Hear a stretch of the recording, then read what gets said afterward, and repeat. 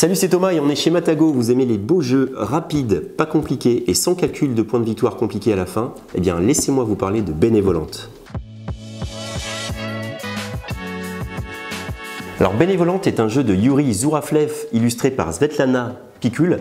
Et en fait, c'est un jeu très dynamique qui va jouer en une vingtaine de minutes, peut-être des fois la demi-heure, mais difficilement plus, qui va accueillir de 2 à 4 joueurs à partir de 10 ans. Je pense qu'on peut jouer avec des enfants de 8 ans s'ils sont un petit peu joueurs.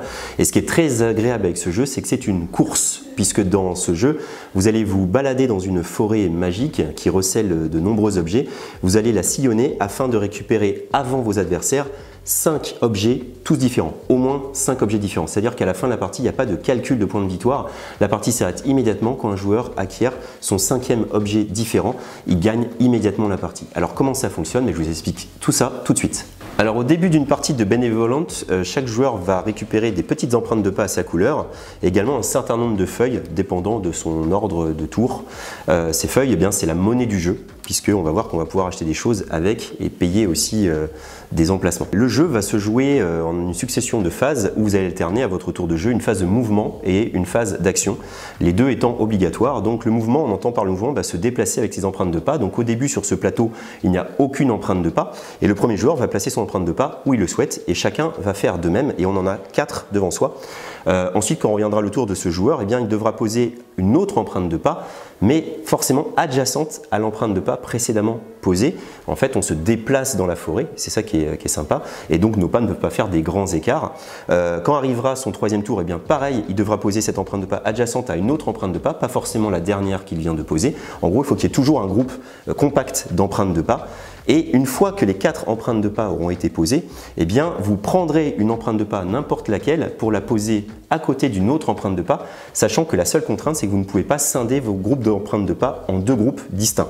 Il va donc falloir toujours maintenir ce groupe compact d'empreintes de pas en prenant judicieusement l'empreinte de pas que vous souhaitez emprunter et la mettre à côté d'une autre empreinte de pas sur un lieu qui vous intéresse, puisqu'en fait ces mouvements, eh bien, on les fait pour atterrir sur des cases qui vont nous permettre d'avoir des actions. Ces actions, c'est ça qui va nous permettre d'avoir ces fameux jetons ou de les échanger pour être le plus rapide, en tout cas plus rapide que les autres, à avoir ces fameux 5 jetons différents, ces 5 objets que vous propose la forêt sacrée que je vais vous expliquer dans les actions que je vous explique tout de suite. Une fois cette phase de mouvement effectuée, que vous avez déplacé votre pas, vous allez vous retrouver sur une case action. C'est là tout le sel du jeu, ce qui va vous permettre de faire plein d'actions qui vont vous permettre eh bien, de créer ce fameux moteur pour récupérer les jetons qui vous manquent.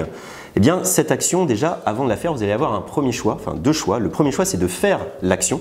Si vous décidez de faire l'action, vous allez devoir payer une feuille par empreinte de pas déjà présente sur la tuile sur laquelle vous venez d'atterrir, sachant que vous ne pouvez pas, en tout cas dans la règle de base, avoir 2 empreintes de pas de votre couleur sur la même tuile. Donc vous allez forcément arriver à un endroit où il y aura vos adversaires et également des empreintes grises qui ont été dessinées par le jeu au début et donc ils vous forceront à payer ces fameuses feuilles. C'est là l'économie qu'il va vous falloir gérer aussi, puisque si à un moment il y a trop d'empreintes de pas sur une case, vous ne pourrez pas l'atteindre parce qu'il vous faudra payer des feuilles à vos adversaires et également à la banque si ce sont des pas gris. C'est sympa, ça veut dire qu'on peut se bloquer les uns les autres, essayer d'aller sur les emplacements que les autres veulent atteindre pour récupérer des feuilles, puisque c'est une économie fermée, puisqu'on paye aux autres joueurs. Et donc un joueur un peu riche pourra être dispendieux et rendre plus riches ensuite les autres joueurs qui pourront profiter de ces feuilles pour faire des actions qu'ils souhaitent. Donc ça, c'est déjà la première question que vous allez vous poser. Est-ce que j'ai envie de faire l'action? Est-ce que je peux faire l'action? Et si je veux faire l'action, il va falloir que je paye des feuilles à tous les possesseurs d'une empreinte de pas sur la tuile sur laquelle je viens d'atterrir. La deuxième chose, si jamais je ne peux pas faire ou je ne veux pas faire l'action, eh bien je passe mon tour tout simplement et je récupère 2 feuilles que je rajoute à ma réserve. Je ne paye évidemment pas les empreintes de pas si je décide de ne pas faire l'action. Et maintenant, ces différentes actions, eh bien, on va les voir ensemble parce qu'elles sont simples, mais elles constituent le cœur du jeu. On voit ça tout de suite. Voilà, donc les différentes actions, elles sont sur ce plateau. Alors c'est un plateau, je tiens à le signaler, qui est recto verso et constitué de différentes tuiles qu'on va agencer de manière différente selon qu'on est 2, 3 ou 4 joueurs. Donc avec finalement un plateau qui sera sans arrêt différent et avec des propositions différentes et une adaptation pour les joueurs pour voir quel chemin ils vont prendre pour aller jusqu'à la victoire. Donc ces différentes actions, eh bien, elles vont de la très simple, hein, c'est-à-dire que si j'arrive sur cette case-là par exemple, eh bien, il y a dessiné un trèfle, je vais récupérer un trèfle à 4 feuilles. C'est un des premiers objets qu'il vous faut avoir mais que vous possédez au début début de la partie. Au début de la partie, vous avez un trèfle à 4 feuilles, mais vous aurez besoin d'autres trèfles à 4 feuilles parce que vous avez moyen d'échanger, vous allez le voir dans les autres actions. Donc en allant ici, je gagne un trèfle à 4 feuilles, en allant sur l'autre, je gagne une plume d'oiseau, deuxième objet important à posséder. Et ensuite, il y a une autre action qui est possible, c'est d'aller sur cette case-là. Sur cette case-ci, si je prends mon petit jeton et que je vais dessus, alors évidemment je paye si jamais il y en a d'autres, et ensuite je fais mon action, et mon action c'est d'acheter un des objets au marché. Un objet de mon choix, on peut avoir les objets en plusieurs exemplaires, mais notez bien que lorsque vous avez plus d'objets dans la réserve et que vous comptez en récupérer un, vous allez le voler au joueur qui en possédera le plus. Il ne sert donc à rien de thésauriser vos objets en vous disant plus personne ne pourra en avoir, parce qu'au contraire, vous serez la cible des vols de tous les autres joueurs qui voudront prendre dans la réserve et qui vous prendront à vous. Donc on peut avoir autant d'objets qu'on veut devant soi, mais attention, il y a une limite. Et on va faire cette action qui est d'acheter au marché, pour le coup indiqué au marché dans la première partie de ce plateau. On reviendra sur la deuxième partie où on voit qu'il y a tous les objets avec un coût ici 2, 4, 7, 10, 12. C'est donc la statuette sacrée qui coûte le plus cher avec 12 feuilles pour l'obtenir et c'est souvent en fait une condition de victoire. Donc là, ça vous est rappelé avec une petite feuille, accès au marché. Ensuite, l'autre case intéressante, ça va être un échange pour un objet d'une valeur supérieure. En allant sur cette case, je vais pouvoir rendre un objet de ma réserve, par exemple la plume, pour récupérer le cristal. J'aurais pu rendre le cristal pour récupérer l'ambre et j'aurais pu rendre l'ambre pour récupérer la statuette. Ça, c'est une action très importante aussi.